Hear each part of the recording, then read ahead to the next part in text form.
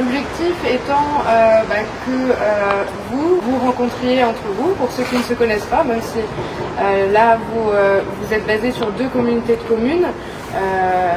Voilà, parfois les territoires sont assez vastes et vous n'avez pas l'occasion de vous rencontrer par ailleurs. Donc c'est l'occasion aujourd'hui et également bien entendu de rencontrer Initiative Pays de Couleur Mer, l'association du réseau Initiative France qui est basée sur ces 2 communautés de communes et qui, elle se présenterait tout à l'heure, finance également des créations et des reprises d'entreprises sur le territoire.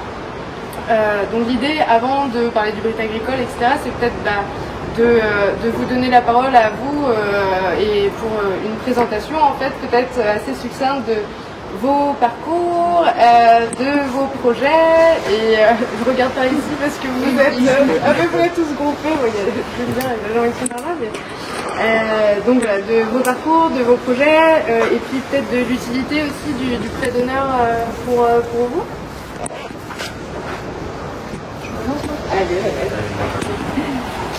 Moi c'est Nolwenn Pessimi, j'ai repris la société de mon frère au 1er janvier 2023.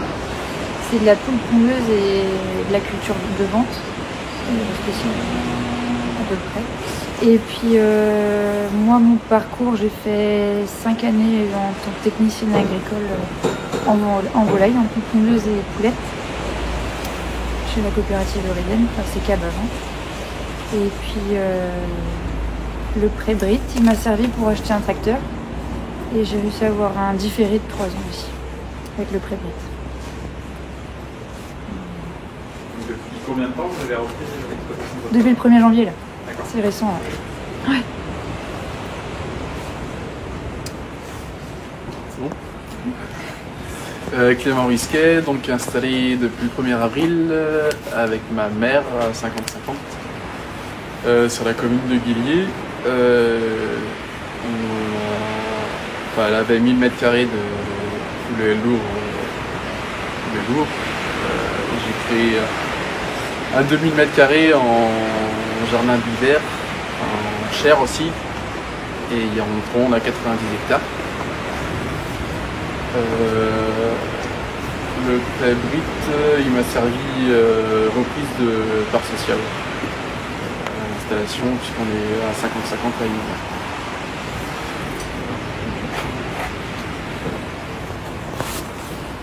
Amélie Carlin, donc moi je suis installée sur Saint-Marcel en production laitière avec mes parents et il n'y avait pas assez grand pour être à 3 sur leur structure, du coup j'ai repris chez mon oncle donc en porc toute seule et donc c'est depuis le 1er septembre et du coup le prêt Brit m'a servi à financer le rachat du cheptel. Donc, bonjour à tous, moi c'est Amélie Drune. Je me suis installée l'année dernière en juillet donc de l'année dernière avec mon conjoint sur l'exploitation porcine qu'on a repris de mes parents et donc ça m'a permis d'acheter du foncier, notamment le financement Brit. Voilà. Éléonore, installée depuis septembre, tout juste. En brebis, viande et valorisation de la laine avec un peu d'accueil social à la ferme. Voilà. Et le prêt me sert surtout en trésorerie pour commencer, principalement. Voilà. Bonjour, Joalik Julien, donc installé depuis 2 ans sur la commune de Saint-Guimard, sur 250 truies sans agresseurs. Prise après des tiers, voilà, sur 45 hectares. Et donc le prêt Brit m'a servi principalement à racheter le pack matériel et ouverture de dossier en même temps. Voilà en partie. Et avec, je sais pas, parce que du coup, j'avoue, on a échangé, mais avec une particularité avec le magasin. Ouais, le magasin à la ferme, donc qui est magasin de coopérative, quoi, si on veut. Donc viande d'hiver, mais livrée par la coopérative. Bonjour à toutes et à tous, Benjamin Joly, alors c'est ma ferme ici. Je me suis installé le 1er mars 2022. C'était pas une reprise, mon père est toujours en activité mais en retraite dans moins d'1 an. Donc c'était une création J'ai un diplôme en Bac plus 5 en génétique évolutive. Du coup, c'est une reconversion, un choix après pas mal de voyages. Et le prêt d'honneur, il m'a aidé pour ma trésorerie et pour financer un parc de contention qui n'était pas présent sur la ferme. Et du coup, je fais de la vache allaitante, de la berline Angus en vente directe, en agriculture biologique. Et pour vous trouver sur internet, il suffit de taper. Oui, Jolie Angus, si vous voulez dire que j'ai carte de visite. Le nom est bien trouvé là pour le coup. Merci. Et du coup, j'en profite pour te remercier de nous accueillir tous, parce qu'on est quand même assez nombreux. De rien. Dans mon 4 étoiles. C'est super, merci beaucoup. Peut-être juste pour ceux qui ont pas connaissance du dispositif de prêt d'honneur But Agricole, c'est un dispositif qui avait été créé il y a maintenant un peu plus de 6 ans à l'initiative de la région Bretagne, qui est cofinancé par la région Bretagne, la Banque publique d'investissement et là depuis cette année des partenaires privés, donc le Crédit Agricole, le CMB, la BPGO, le CIC et Groupama, j'ai cité tout le monde. Pourquoi est-ce que le dispositif a évolué en 2023? Auparavant, on était ouvert à 4 typologies de production et depuis cette année, on peut financer les jeunes à l'installation par le biais de prêts d'honneur dans l'ensemble des productions. Voilà, par exemple, aujourd'hui, il y a Éléonore qu'on n'aurait pas forcément pu financer l'année dernière, par exemple. On ouvre aussi à de nouvelles typologies de projets, d'où aussi la recherche de partenaires privés qui nous permettent de continuer à intervenir sur des prêts d'honneur, donc prêts personnels à taux zéro, dont les montants vont de 20 à 50 000 euros. Avec un aspect particulièrement intéressant qui est l'aspect du différé, avec un différé possible de 0 à 3 ans avant de commencer à rembourser son prêt, ce qui permet en fait de s'adapter un peu au cycle de production des projets financés et que les projets soient en période de croisière avant que les jeunes ne commencent à rembourser. Donc voilà. Pour le prêt d'honneur, est-ce qu'un complément sur le prêt d'honneur? Merci à vous en tout cas pour votre accueil. Donc Simon Usenat, j'ai le plaisir de représenter Loïc Chéné-Girard, le président du Conseil régional de Bretagne. J'en profite pour excuser Paul Molac, qui aurait eu grand plaisir à être là, mais la circonscription est grande, il ne pouvait pas être partout, ce ne sera que partie remise de toute façon. Non, le dispositif a vraiment fait ses preuves. Moi, j'ai eu l'occasion à plusieurs reprises de participer à ce type de moment pour valoriser en particulier des jeunes qui s'installent. Et je tiens une nouvelle fois au nom de la région à vous remercier les uns les autres pour votre engagement. C'est un choix de vie, alors parfois reconversion, reprise dans le cadre familial, assez souvent parce que au niveau du prêt d'honneur, on observe que près de 49% ce sont des reprises dans le cadre familial, 42% hors cadre familial et puis 9% de création. C'est un enjeu très fort pour la région Bretagne, vous le savez, parce que globalement aujourd'hui vous avez 3 départs pour une installation. Il y a un enjeu très fort qui est partagé et attendu par nos concitoyens de souveraineté alimentaire, capacité à produire de l'alimentation évidemment pour les Bretonnes et les Bretons, mais pas simplement. Et donc on a fixé un objectif ambitieux à horizon 2028 de 1000 installations aidées par an. Le dispositif contribue justement à rendre cette installation plus attractive, plus simple, avec un effet levier quand même très significatif parce que depuis la mise en place du dispositif en 2016, c'est un petit peu plus de 14 millions d'euros de subventions d'aide à travers ces prêts d'honneur qui ont été accordés sur l'ensemble de la région Bretagne et qui ont permis de lever près de 227 millions d'euros auprès des organismes bancaires que je tiens d'ailleurs à saluer pour leur participation très active à ce dispositif élargi. C'est évidemment très important, on le sait, je siège aussi dans les instances où on discute de l'installation, etc., où les banques sont aussi présentes. Vous êtes des partenaires clés qui peuvent parfois permettre de tracer un destin dans le monde agricole, donc c'est très important que vous soyez là. Et puis j'en profite aussi pour saluer les élus locaux, les maires, les élus des intercommunalités qui d'une manière ou d'une autre aussi jouent un rôle très important pour localement, à l'échelle en particulier de Pleuhermel Communauté et Gustave Roussillon Communauté, favoriser l'installation de ces jeunes, favoriser la reprise des exploitations, parfois avec des évolutions dans les types de production évidemment, mais tout cela est une réussite collective, donc merci à vous. Merci surtout à vous pour le travail que vous accomplissez tous les jours, et j'en profite simplement parce que c'est un petit peu le contexte, même si dans la zone on a été plus épargné. Vous le savez, la région Bretagne, par rapport aux conséquences de la tempête Ciarán, alors à un moment donné on avait cru comprendre qu'on pourrait espérer la déclaration d'état de catastrophe naturelle, il n'en sera rien. Pour autant, la région Bretagne prend ses responsabilités et a d'ores et déjà annoncé par la voix de son vice-président Arnaud Lécuyer, chargé de l'agriculture et de l'agroalimentaire, la mise en place d'un fonds doté d'1 million d'euros pour aider les agriculteurs sinistrés qui ne pouvaient pas être assurés, en particulier ceux qui exploitent des serres en plastique qui ne peuvent pas bénéficier de contrats d'assurance. Donc je vais avoir l'occasion d'ailleurs de me rendre chez un de ces exploitants demain. Donc n'hésitez pas aussi à en parler autour de vous, parce que vous avez sans doute des collègues qui peuvent être parfois dans des situations très difficiles. Donc les uns les autres, je pense l'ensemble des réseaux, des acteurs publics, des acteurs privés, nous serons à leur côté. Voilà, je voulais profiter de ce moment pour repasser ce petit message. Merci. Peut-être aussi en profiter pour laisser l'initiative Pays de Ploërmel se présenter, les élus du territoire, parce qu'il y a un enjeu aussi à venir sur le financement des projets agricoles locaux. Donc merci à tous d'être présents cet après-midi. En effet, Initiative Pays de Ploërmel, donc, qui interagit sur la communauté de communes de Ploërmel et sur de l'Oust-à-Brocéliande communauté. Donc, et nous intervenions jusqu'à présent essentiellement dans le domaine du commerce, de l'artisanat et dans le domaine industriel. Nous allons progressivement intervenir aussi dans le domaine agricole, mais en complément du pré-Brit, c'est-à-dire qu'il n'est pas question de se marcher sur les pieds les uns les autres.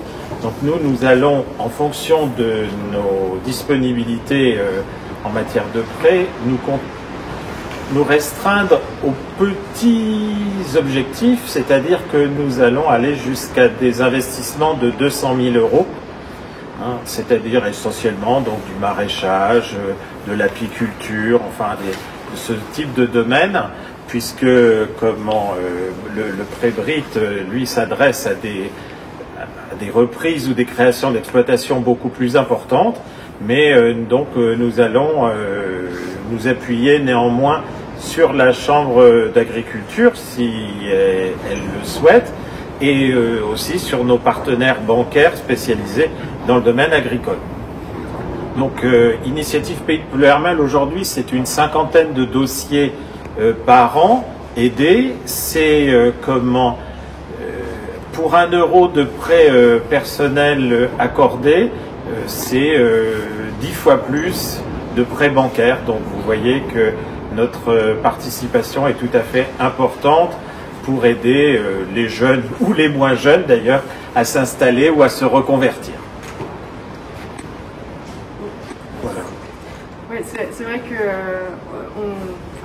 avec l'élargissement des critères, les associations locales qui ont une compétence au niveau notamment de leur comité d'agrément. Alors, comité d'agrément, ça parle à quelques-uns d'entre vous, notamment les bénéficiaires du prêt de Nord-Brit agricole, parce que vous y êtes passé, mais au niveau régional.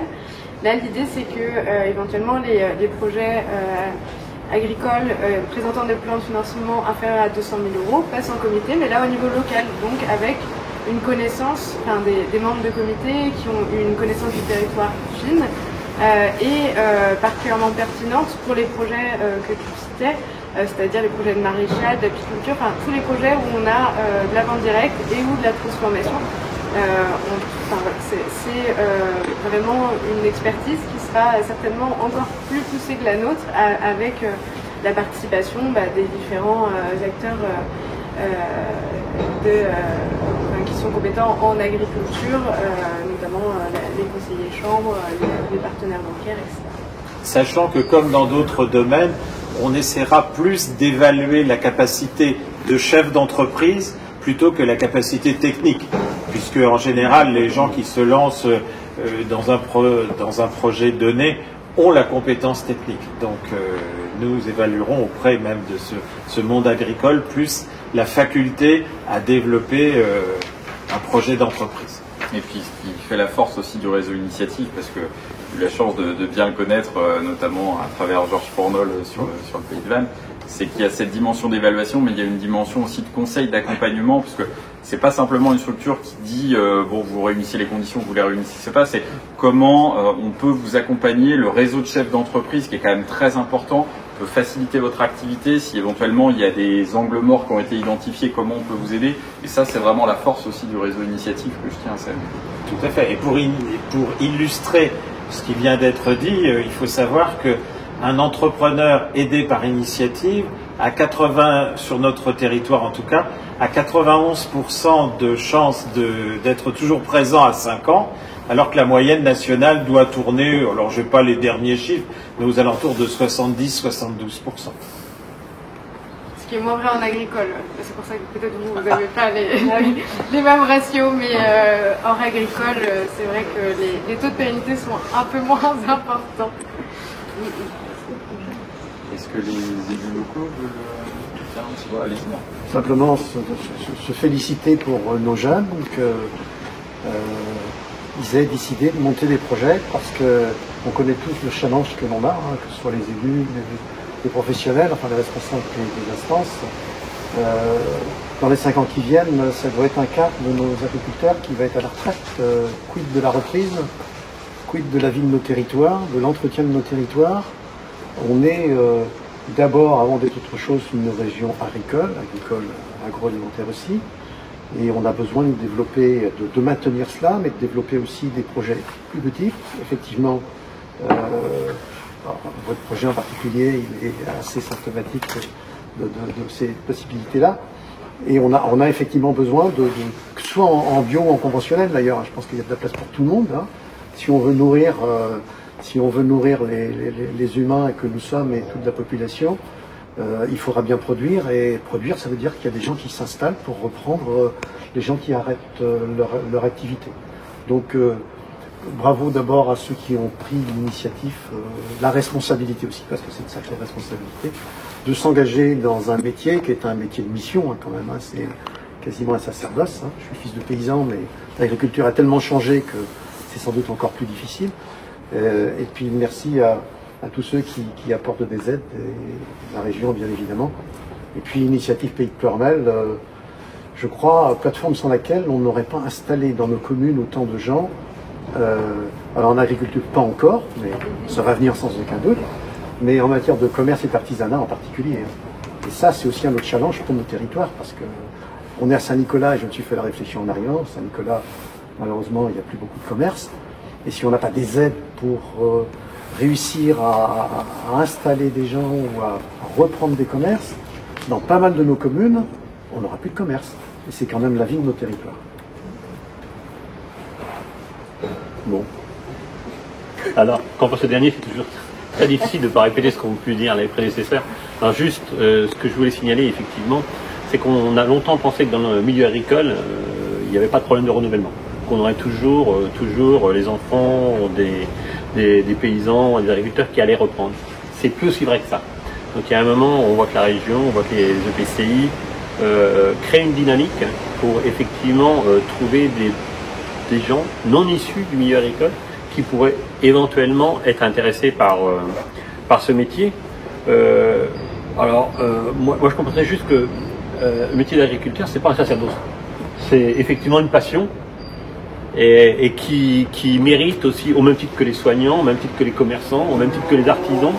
On voit encore, moi j'ai eu dernièrement besoin d'un artisan le jour de l'an à midi, parce qu'il y a une personne âgée qui était... l'artisan il est venu, parce que c'était une personne du cru, et une personne qui est investie dans, je dirais, au niveau local. Et les commerçants, la plupart aussi sont ouverts le samedi, certains le dimanche matin. Donc quelque part aussi, alors si on parle de sacerdoce pour les paysans, c'est vrai aussi pour les commerçants. Et c'est vrai aussi pour nos soignants. Donc voilà, je pense que c'est un très beau métier parce que je pratique depuis un certain temps et que je suis bien placé pour en parler. C'est vrai qu'à un moment on était les boucs émissaires de beaucoup de choses. C'est plus le cas. On a compris quand même que quelque part, nous paysans et la société a intégré le fait qu'on a géré les nuisances et qu'on est en train de prendre le taureau par les cornes, c'est-à-dire que tout ce qui pose problème, on est en train d'intégrer.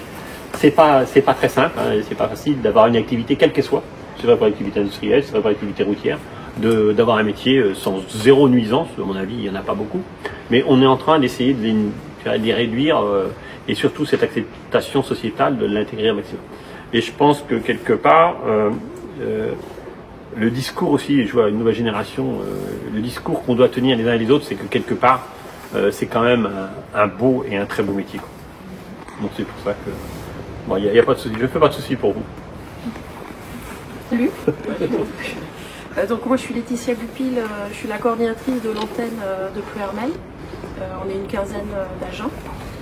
Et donc j'excuse l'élu, notre représentant de l'antenne qui est François Valli, et puis aussi il y avait Valérie Gru aussi élue ici sur le secteur qui comptait venir, qui n'a pas pu venir. Je crois qu'elle connaît certains d'entre vous, elle a cité des noms. Saint-Marcel. Donc voilà, oui, au niveau des jeunes, ce que je peux vous dire, c'est qu'il y a une trentaine de jeunes qui s'installent sur les 2 communautés de communes par an. Donc c'est un secteur qui installe beaucoup. Donc je parle des jeunes qui suivent le parcours à l'installation, parce que là c'est des données qu'on a un peu plus facilement. Après, si on élargit à ceux qui ne suivent pas forcément le parcours et donc qu'on n'a pas forcément en contact, on pourrait se dire à peu près une cinquantaine d'installations en agriculture, donc sur le secteur, pour à peu près 1300 fermes sur les 2 communautés de communes. Donc c'est un secteur qui installe bien. Sur combien de départs? Alors tout à l'heure vous parliez des départs, 1 sur 4, on serait même plutôt dans les 5-10 ans à venir à 1 sur 2. Quoi. Ouais. Voilà. Je remercie aussi les 2 communautés de communes, parce que vous l'avez pas signalé, mais vous donnez aussi des aides aux jeunes agriculteurs qui s'installent.